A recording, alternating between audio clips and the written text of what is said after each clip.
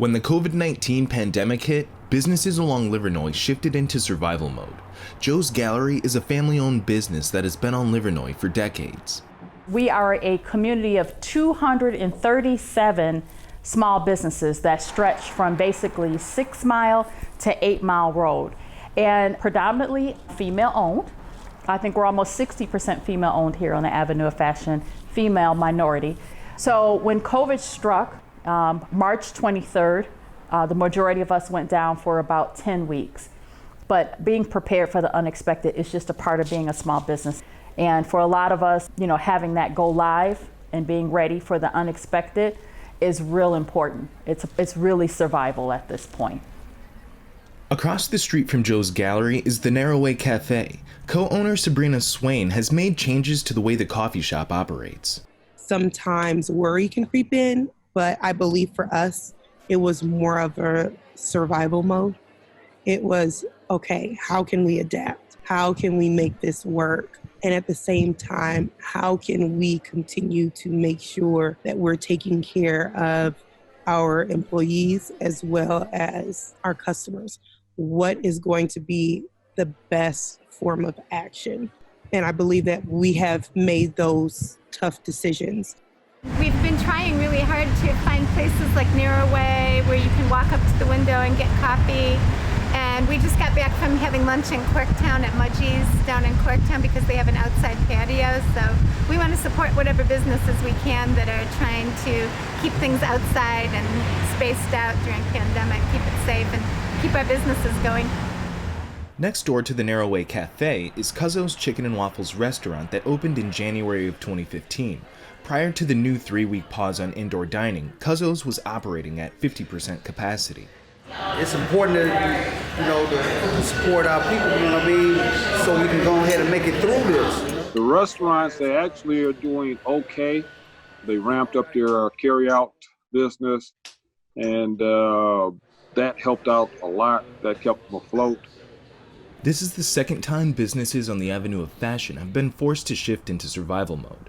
In April of last year, the city of Detroit began a redevelopment project along this section of Livernois. We went there last summer to see how business was going during the construction of wider sidewalks, new lighting, a protected bike lane, and dedicated turning lane. I appreciate, having change, but it's just really hurting business. The project took much longer than expected. So the Streetscape, which was only supposed to last a couple of months, ended up lasting around 8 months. The process was brutal. It was very difficult. We lost a significant number of businesses. I can't undermine that. September 30th, 2019. So I remember that day specifically because they had just poured the concrete literally up to my door. We had knocked out all of the street and the concrete was gone now and they just poured it. It was fresh. And we could actually open the doors and have a normal day of business. It was a huge sigh of relief. We thought that as November of 2019 approached, and that was kind of the end of the Streetscape, that, although we're going into our slow season of the winter, that the spring of 2020 was going to be our time with this new, beautiful, enlarged sidewalk and the streets, that it was just going to go smoothly. But lo and behold, 2020 hit, and it has been a whirlwind. Just as businesses along Livernois were approaching the light at the end of the construction tunnel, COVID-19 brought the world to a standstill. If we had to close because of COVID and construction, it meant losing a 20-year legacy business. There's only a handful of legacy businesses here on the Avenue of Fashion. We got a lot of help from the city this time around. So that's the reason a lot of the business didn't go out of business. I think that it's most important that we, spend our money and spend our dollars in our own community where you live at and let us grow, because we've been feeding other communities for a long time.